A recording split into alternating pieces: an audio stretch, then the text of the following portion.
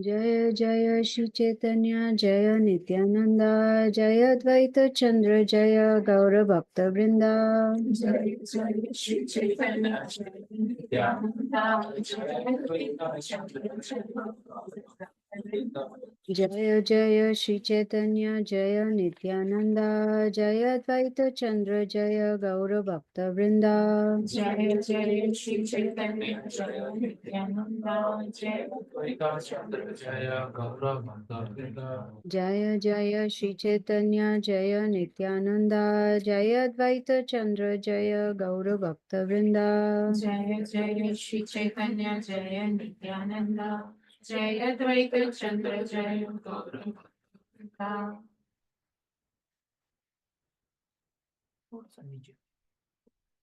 नीचे नहीं ऐसे हाँ थोड़ा सा नीचे हाँ थोड़ा सा नीचे हाँ अब ठीक है मतलब मॉनिटर में नहीं दिखेगा ना अगर सामने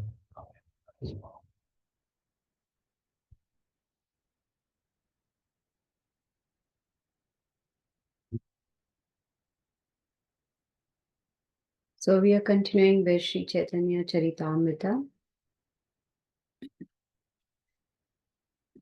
Adi Lila, chapter 5, verse number 108.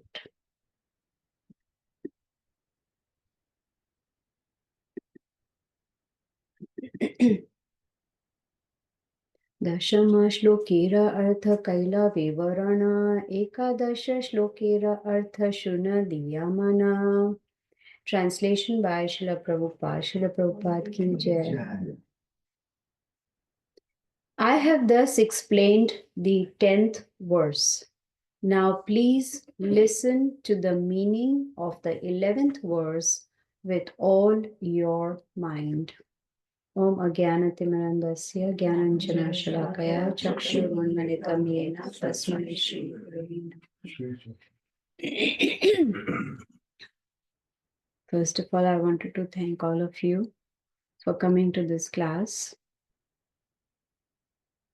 And the verse that we just read, what was the most important part? If we were listening, not looking at your phones. all your mind. Yes, with all your mind. That means your mind was listening. Very, very important. When I saw this verse, and guess it's such an auspicious number, 108, verse number 108, right? And it's talking about hearing with all your mind. Very, very important, because what happens, we usually hear with our ears. Yes, that's what ears are for. When we hear with our ears, unfortunately, it comes out from the other ear. It doesn't stay here, right? Shh, shh, out. Sometimes it doesn't even go there. It goes like this and out like that. It doesn't even go inside. So here, Krishna Das Kaviraj Goswami is giving very important point. Please come sit. Very important point that we should listen with all our mind. Now, for us to be able to hear with all our mind, there has to be focus, right? Supposing someone is talking to me and saying, Gita, Gita, and I'm doing like, what does that mean? I'm not listening, right? I'm not paying attention. So focus. So he's trying to say we need to focus our attention and understand that bhakti is not casual. It's not where I will do when I want to do, when I have time, or whenever it's comfortable, when my situation is good, when I don't have any problems. Is there a day when there are no problems? No. Problems are every day. So Prabhupada is stressing on the point that we should not take bhakti very casually. It's a very serious business. Now, if bhakti is serious business, that means it behooves us to contemplate on it. Does that make sense? Think about it, meditate upon it. Just like we meditate, what should we do with the family? What about children? Which college will they go in? Or which school? Or which boy they will marry? Or nowadays, of course, that doesn't work. They choose their own. But we do planning, right? We do some meditation. Oh, this job, to keep my job, which trainings I have to go through. What do I need to do to, you see, there is focus and there is contemplation. We meditate on it. So why not for bhakti? We need to meditate on bhakti also. What is my level of bhakti?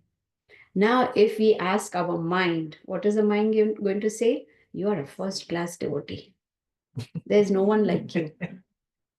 Look at you, what you do, what chanting you do, what reading you do, right? But we don't ask the mind. Then who do we ask? Guru. We ask the Guru. And if Guru is not accessible, then who do we ask? Guru. We ask senior devotees, advanced devotees to find out where am I. Just like when I am feeling feverish, my body is hurting, my body is warm. What is it going? What is it that's going to give me my temperature? Thermometer, right? I cannot say, oh, I think it's 101.2. No, I have to use the thermometer. So Guru and the advanced devotees, they are our thermometers that can tell us what is the level of our bhakti. Because until and unless we know where we are, we won't know where to go. Right? GPS, you have to first tell where you are. And then you have to punch in your destination. Most of the time they teach you at the right place. Sometimes they take you round, round, round. But GPS is Sri Chaitanya Charitamrta. So, if our answer is yes, I want to progress on the spiritual path, then we need to find out what are the things I need to address. Is it that I'm not waking up early in the morning enough? Is it that my chanting is random? Is it my chanting is not attentive? Is it I'm not reading enough? Is it I'm not associating with devotees enough? Is it that I'm not sincere about four regulated? What is it? And then when we jot it down, then we start working on each and every one of them. Is it making sense? This is called hearing with all our mind, not just randomly. Now, you all will say, today is such a nice day. We've gathered here for celebration, and look at what she's talking. Right? She's telling us how to control the mind. I'm not. Krishnadas Kaviraj Goswami is saying, we have to hear with all our mind. That is very, very important. Otherwise, if we are satisfied with where we are, no problem. We will remain on the plateau. There will be no progress. It's like I'm working for a job and I'm happy. Whatever salary I'm getting, whoever the boss is, whether he yells at me or no, whatever, I'm fine. Then will there be progress? There will be no progress. So if we want to go up, just like we like to progress materially, we should think about progressing spiritually also. And if we don't focus on hearing, then everything else will not fall in place. Shravanam comes first, then comes Kirtanam, Smaranam, Padasevanam, Archanam, Vandanam, Dasyam, Sakyam, Atmanived. Then full surrender will happen towards the end. But the first step is chanting. Hearing, Shravanam. सब चुप या तो सो रहे हो. Meditate. Oh, mesmerized. Good excuse. Good excuse. I am not that speaker that mesmerizes. Definitely not. So, either the mind was out of this room or we were really thinking, yes, yes, we need to do this, right? So, this Chaitanya Charitamrita reading that we do on weekly basis, most of the weeks we do, is not for our entertainment or for our satisfaction. It's not that we can say, oh, we read the whole Chaitanya Charitamrita. Guess what? Pat on my back. No, it's not for that. It is for really hearing and after hearing, discussing it with other devotees. Because when there is a discussion, then there are so many things we understand which we don't understand just by our own reading. Have you noticed that? So when there is, so Prabhupada says that when devotees discuss the topics of these scriptures, then there is churning of the heart. And then that love which is alsi and sleeping is going to wake up. So it all starts with hearing with all our mind. He doesn't say little mind. He doesn't say sometimes, Sunday, on Sunday is okay, or Saturday. No, with all our mind all the time. So Krishna Das Kaviraj Goswami, I'm going to cover till verse number 119, 119. He continues by offering obeisances to Lord Nityananda. What's the name of this chapter? Glories of Lord Nityananda Balram. That's the title of this chapter, where there is glorification of who is Lord Nityananda. He's not different from Lord Balram. He's not different from Lord Baladev. He's not different from Krishna also. So he's offering obeisances to Nityananda Ram. And let me tell you in advance, it's quite technical, a few verses. They are very technical, but it's good to know. Right? We don't have to memorize it, but at least it will give us some indication on the position of Lord Nityananda. He says that Lord Nityananda's secondary part is Lord Vishnu. Secondary part is Lord Vishnu. Now we've heard from Srimad Bhagavatam that Krishna first expands as Lord Balram, yes. So his secondary part is Lord Vishnu, who is lying in the milk ocean. And that Vishnu is called Kshirodakshai Vishnu. And he is the one who's situated in everyone's heart as the super soul. No. So we say, no? No. Is Kshirodakshai Vishnu is Paramatma in the heart. Right. Yeah. Yes, Kshirodakshai. Did I say Karnodakshai? No, I said Kshirodakshai Vishnu. So, Vishnu is the Paramatma within that. So, Mahavishnu is Karano Dakshay Vishnu. From him comes Garbho Dakshay Vishnu, and from him comes Shiro Dakshay Vishnu. And that Shiro Dakshay Vishnu is the Paramatma within the heart of all living entities. So, this is another reference of Paramatma within the heart. In Bhagavad Gita, chapter 15, verse 15, Sarvasya Chaha Hiridi Saniveshto. He's saying, I'm situated in everyone's heart. Again, reference of Paramatma. So, Krishnadas Kaviraj Goswami is saying that this Kshirodakshay Vishnu is the maintainer, and a sub part of him is Sheshnag. Right? How many times we watched in movies also Sheshnag is there. We heard about when Krishna appeared, Sheshnag was there when he was being taken by Vasudev to Gokul, right? There was thunderstorm, raining, so Sheshnag had come to protect Krishna. So Sheshnag is support, and we also heard about from Mahavishnu comes Garbhodakshay Vishnu, and Garbhodakshay Vishnu from his navel comes a lotus flower, and that is the place where Lord Brahma appears. Now that stem of the lotus, now just try to picturize. It's inconceivable, but we can picturize that in that stem of that lotus are the planetary systems, the planets. Inside the stem, can you believe? We can't even put 325 Hammersmith drive in a stem of a lotus, can we? We cannot do that. But just visualize the power, the opulence of the Supreme Lord. So in that stem are the planets and also 7 oceans. Now again, I told you it's technical, but it's good to know. Now, in that part of that milk ocean is Shvetadweep, which is the abode of Lord Vishnu, who is the sustainer also. Now, how many of you know the 7 oceans? What are they made of? One we heard is milk. Milk. Yeah. Milk? No, no. Salt water. Salt water. So there is salt water, there is milk, Yogurt. liquor, yogurt, sugar cane, right? Sugar cane, yes, sugar cane juice, Honey, honey, Mataji. No, not honey. Sweet one. Someone said No. butter, right? Not ghee. Ghee. Butter. Butter. Yeah. Butter. And then the last one is sweet water. These are the 7 oceans. And on the southern side of the salt water is the milk ocean, and Shirodakshay Vishnu resides there, and he is the one who is worshipped by the demigods. So whenever demigods or any problem is there, what do the demigods do?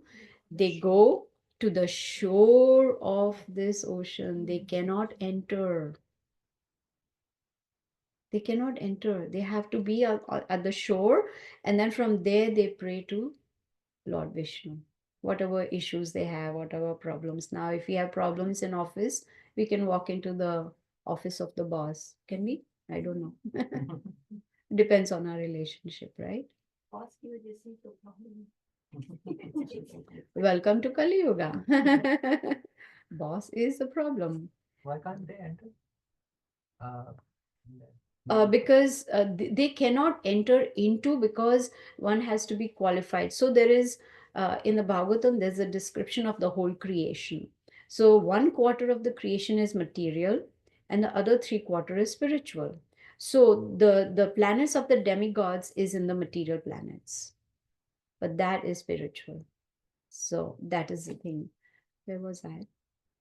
So they cannot enter, but they can be at the shore and they pray to the Supreme Lord for whatever, is bothering them, whatever trouble they have, or, whatever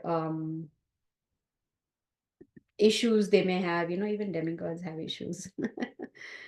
So in verse number 112, I would like to read the purport because it's again technical and my memory is not so good. So I have to read the purport. Please bear with me.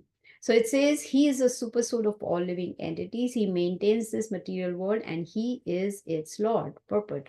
The Lagu Bhagavatamrita, Purva 2.36 to 42, gives the following description of the Vishnu Loka within this universe, quoted from the Vishnu Dharmottara.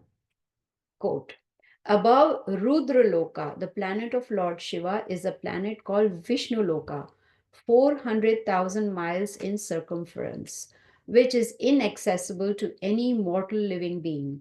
Above that Vishnu Loka and east of the Sumeru hill is a golden island called Mahavishnu Loka in the ocean of salt water. Lord Brahma and other demigods sometimes go there to meet Lord Vishnu. Lord Vishnu lies there with the goddess of fortune, and it is said that during the 4 months of the rainy season, he enjoys sleeping on that Sheshanag bed. East of Sumeru is the ocean of milk, in which there is a white city on a white island where the Lord can be seen sitting with his consort Lakshmi Ji on a throne of Shesha. That feature of Vishnu also enjoys sleeping under the 4 months of the rainy season. The Shweta Dweep in the Milk Ocean is situated just south of the ocean of salt water. It is calculated that the area of Shweta Dweep is 200,000 square miles. So you see, so much information is there in the scriptures. So from this we can see that all this knowledge, you can say, is inconceivable. Can we just imagine? Even to visualize it is so difficult. There are 7 oceans. The ocean that we know is on the beaches, which is salt water. What if we had access to ocean of liquor? Of course, we wouldn't care, but if we did, what would we do? I'm not asking you to give me an answer because I also would want to know what you would do over there. So, so the demigods, they only can approach to the shore of this milk ocean, and they appeal, they pray, they appeal to the Lord to please descend to the material world, to annihilate the miscreants and to protect the devotees. So he descends. Like Krishna tells in the Bhagavad Gita to Arjuna, that I'm going to give you just a spark of my splendor. I'm just going to talk about just a spark, which means his opulences are unlimited. So, how is it possible for our tiny brain to really conceive all this knowledge? But it is good to know. Did you like hearing about Vishnu Loka? Right? We like to hear about that. So, we have an idea where do we want to go, right? If supposing Pavitra said, come to my house, okay, but she doesn't give me the address. So, how do I come? I just ask my neighbor, where does Pavitra live? What do I do? Ask him. Ask her. We need to find, we need the knowledge. So, we need knowledge. Where do we want to go? If we want to go to the spiritual world, where exactly in the spiritual world? Do we want to go to the planet of Lord Ramachandra or planet of Shiva or planet of Vishnu? Where do we, or do we want to go to Goloka Vrindavan, which is the highest spiritual planet?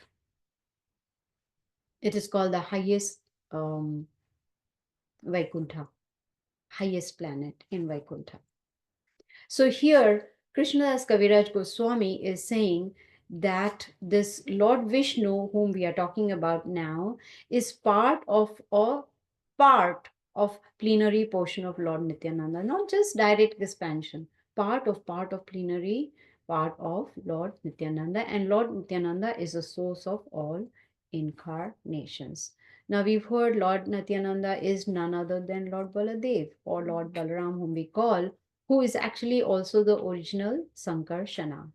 Now, you all please let me know if this technical details are too much, too boring, then we just skip to basic Krishna consciousness.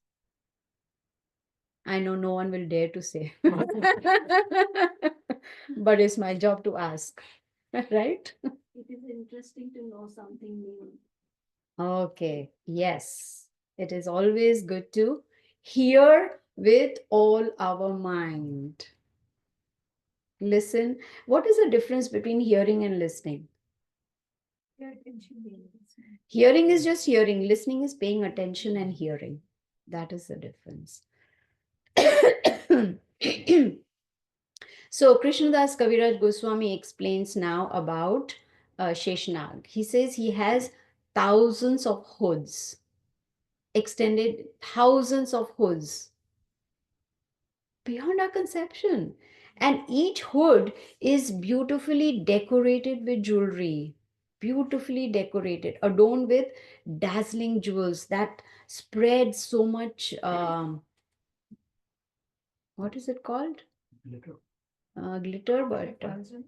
effulgence. So much effulgence around.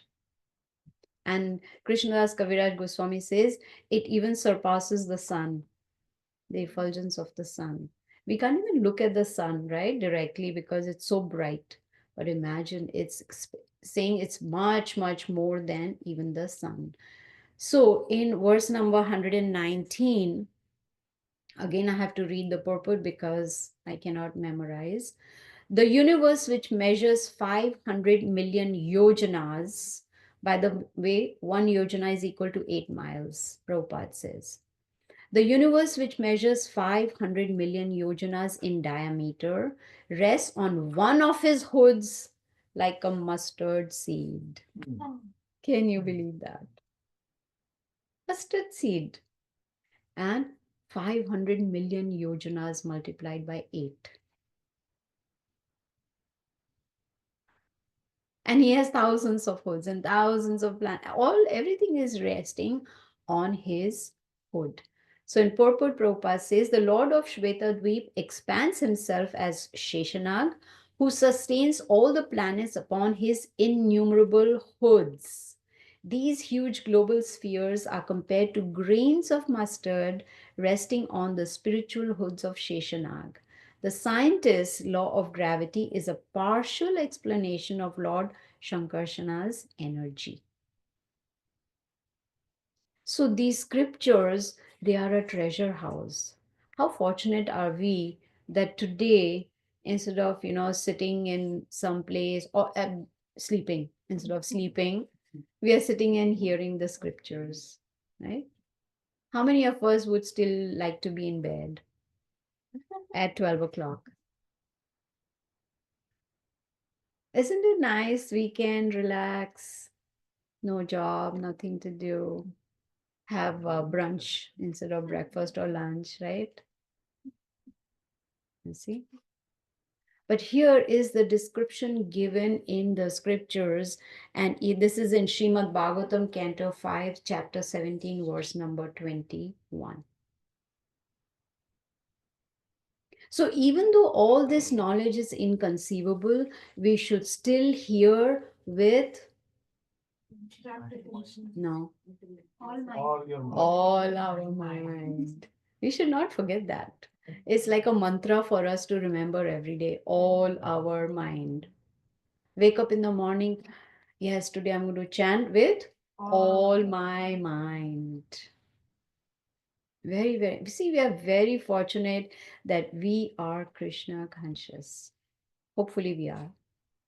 Or we are trying to be Krishna conscious. That we are in bhakti, that we are in the parampara, that we have this wonderful association of devotees. I don't know if I should ask this question or not, but I will ask anyway, and it's up to you whether you answer or not. Isn't the spiritual family more close than material family? Why? Because all of us have one goal, Krishna. Don't we feel happy associating with devotees?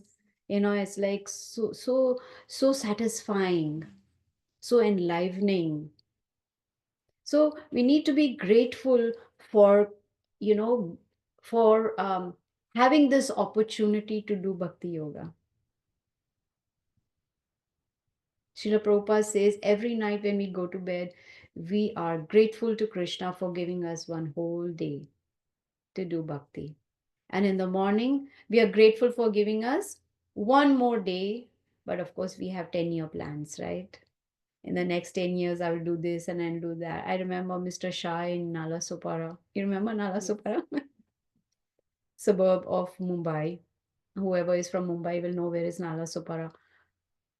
Like deserted, but now it's so developed. It has the best mall in whole of Mumbai, Nalasopara. My sister was saying, "Come, I'll take you, I'll take you." I'm like, no. Chaitanya Mahaprabhu's feet, I think they installed his feet there in Malasupara. Oh, really? Yeah. Oh, nice to know that. Then I should have gone. Reason to go here. So I was talking of Mr. Shah. So Mr. Shah was very enthusiastic about Bhagavad Gita. We used to have a class in his house every week. First we had in our whole house, and then he invited us to his house. So we would have every week. And one day he showed us his 5-year plan. That in this month I will achieve this, and in this year I'm going to achieve this. And in one of his plans was, in this year I'm going to get my son married. And guess what? It didn't happen. The son got married the previous year. And then he even had, this year I will have a grandchild. Well, it's not up to you. So this planning, if we can do for material things, why not for spirituality, right? Make write in the diary, okay, this is 2024, and thank you, one is awake. I purposely said 2024 to see how much response is there. We are already in 2025. So do we have a plan? That is if we live the whole year. But we need to have a plan, that how am I doing in my spiritual life? We should not take time very lightly. Is today is the 4th. 4 days of 2025 already gone. Can we get it back with the whole wealth of the world? Papa says, no, not even a moment we can get back. So we should not take this time, which is Krishna, very, very lightly. We should take it very seriously and not think I have a lot of time on hand. How many of us think that? Right? We live our lives in such a way that we have a lot of time. But we don't know. So every moment is very, very expensive. So we need to hear as much as possible and with all our mind and put it into practice. So in this chapter up till now, whatever we did at least today, Krishna's Kaviraj Goswami is talking about incarnations. He's talking about parts of Krishna. He's talking about plenary portions of the Supreme Lord. He's also talking about glories of Lord Nityananda, glories of Shirodakshay Vishnu. He's talking about Lord Balram, Sheshnag, about the creation, the energies of the Supreme Lord. All this he's talking in just these few verses. Inconceivable. But Prabhupada says if we keep hearing, we'll start getting purified. How many of you know? So we talked a lot about mind. How many of you know who are the sons of the mind? Bache, sons of the mind. And Have you heard before? Who are the sons of the mind? Mind also has, I don't know if mind has a spouse, but there definitely has, definitely has sons. Who do you think they are? Yes, six sons: lust, anger, greed, pride, envy, illusion. Six sons of the mind. And they're all fighting. I want to sit in the heart. You go away. I want to sit. I want bigger space in the heart. Whose heart? Our hearts. These are the sons of the mind. They're all fighting with each other. They want to be better than the other. So it's very, very important that we try to understand the importance of this human form of life, which is very, very, very rare. And now that we are Krishna conscious, or now that we are in Bhakti Yoga, we should become more vigilant. See, there are a lot of contaminations around us. I'm not talking about this house, but in general around our lives, there's a lot of contaminations. So many so many attractions are there, or we may call it distractions are there, pulling us, come here, do this, buy this, go here, go there.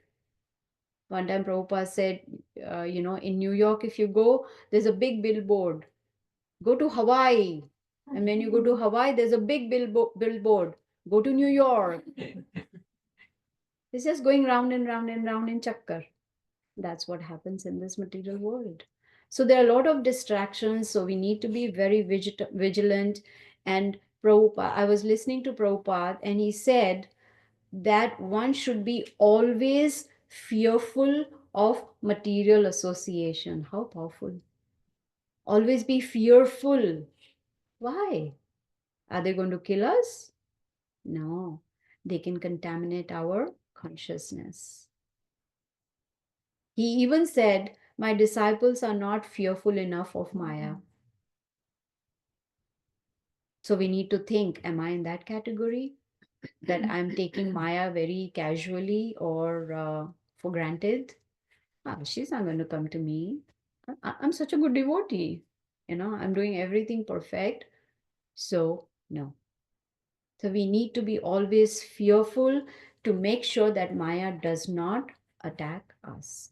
And the best way is to have association of devotees. When we have association of devotees, they kind of protect us, just like we have fencing, right, in the backyard. To protect animals coming in, dogs coming in, or whatever it is, or neighbors coming in, right? So also we need to fence our Bhakti Lata Beach, and that fencing is association of devotees. We should not be, in fact, in Bhagavad Gita, Krishna calls Arjuna foolish.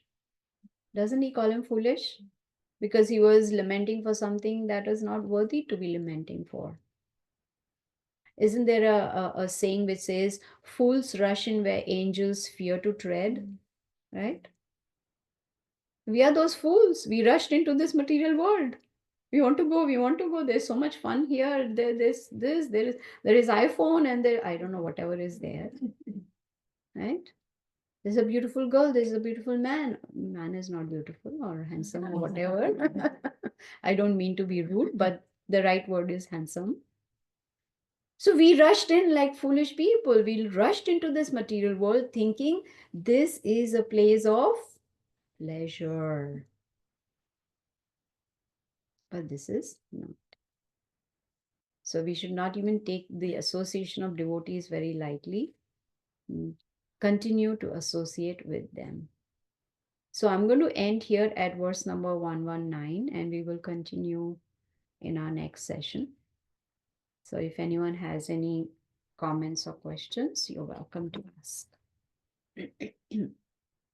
Mataji, Yes. when demigods go to Lord Vishnu, is it they communicate through Brahmaji or can any demigod go? Or They go through Lord Brahma. Yes. So they present their grievances to Lord Brahma, and Lord Brahma takes them to the shore, and then Lord Brahma is the one who prays, who explains the grievances of the demigods to Lord Vishnu, and then that's how it works.